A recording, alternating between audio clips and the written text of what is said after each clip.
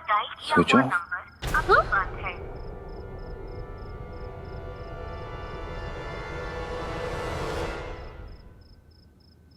ऐसा कैसे हो सकता है?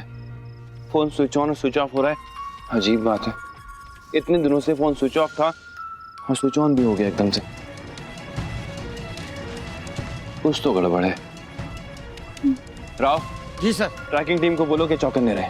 जी सर। पूरा इलाका छान मारो, किसी में भी शक हो तो अंदर कर दो। मुझे पूरा यकीन है इसके पास भी ये फोन है, वो उसको दोबारा स्विच ऑन जरूर करेगा।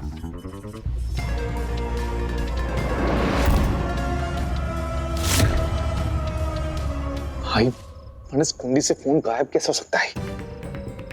कुछ भी हो आहिर, एक तरह से अच्छा हुआ हम बाल बाल बच गए हैं, लेकिन कुछ भी करके उस फोन को तो ढूंढना ही पड़ेगा, वरना हम तो गए।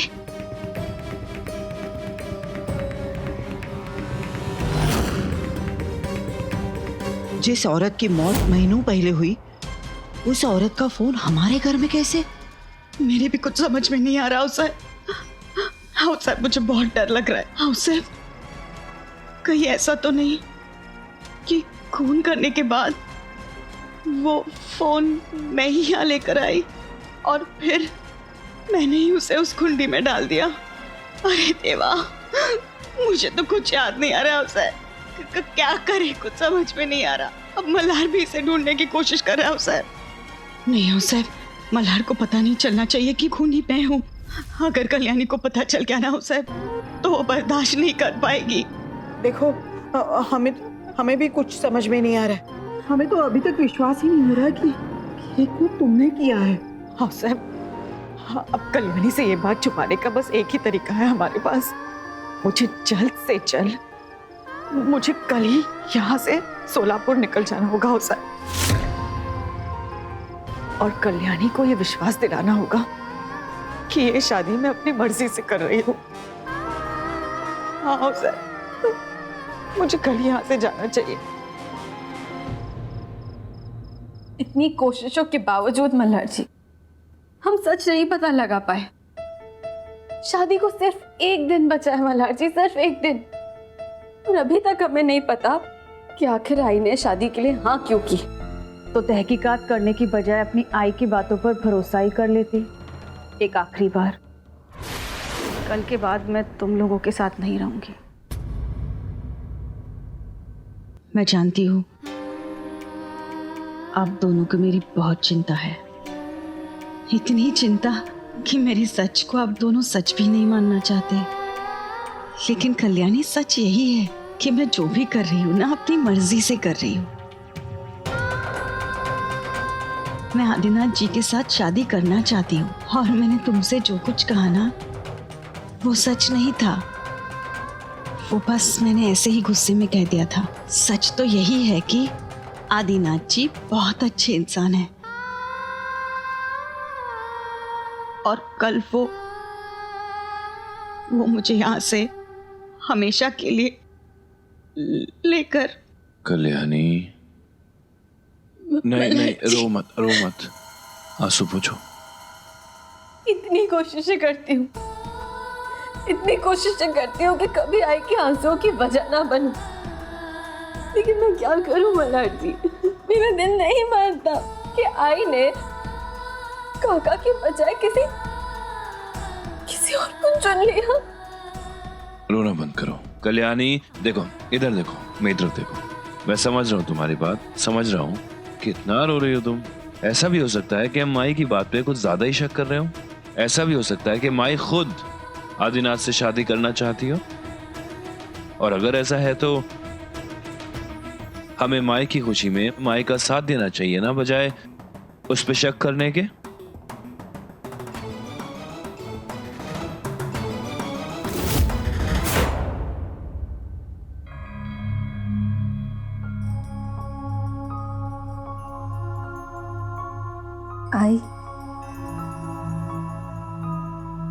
I am sorry I. अब मैं तुमसे और कोई सवाल जवाब नहीं करूंगी। तुम जैसा कहोगी ना, मैं बिल्कुल वैसा ही करूंगी। आई, मैं सिर्फ तुम्हें खुश देखना चाहती हूँ। तुम्हारी खुशियों में ही तो मेरी खुशी है ना। मैंने बहुत परेशान किया ना तुम्हें, लेकिन आई मैं सच कह रही हूँ, मैं भरोसा करती हूँ तुम पे।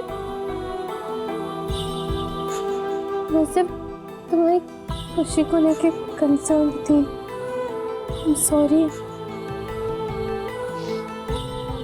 पागल, खामखा परेशान होती रहती है।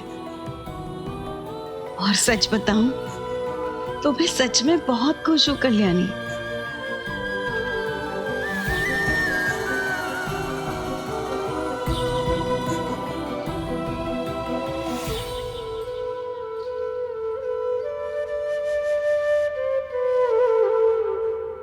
आओ साहब, वो आपने शादी के लिए जो भी सामान मंगाया था ना, मैंने सब मंगवा दिया है। बस मुंडा उड़ा मंगाना भूल गई मैं।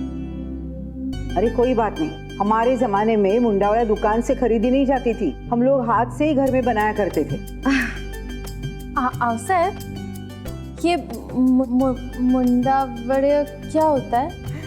अरे वो शादी का एक विधि होता है। वधू और वर के माथे पे एक मुकुट सजाया जाता है जिसके दोनों तरफ मोती की लड़ियां होती है। एक लड़ी वर का प्रतीक होती है और दूसरी लड़ी वधू की प्रतीक होती है। अच्छा, आप फिक्र मत कीजिए आओ साहब, मैं अपने हाथों से मेरी आई के लिए मुंडावड़ा बनाऊंगी। आप सिर्फ मुझे थोड़ी सी हेल्प कर देना, या फिर मैं इंटरनेट पे देख लूंगी कि कैसे बनाया जाता है।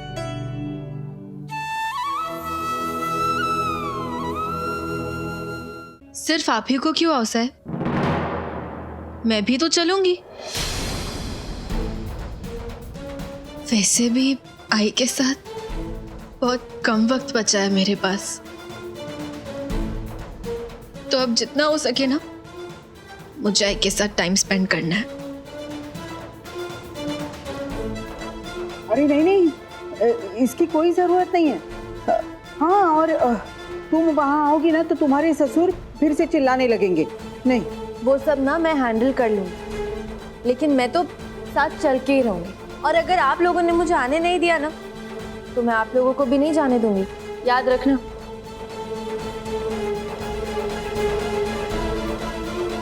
और सिर्फ बहू ही नहीं,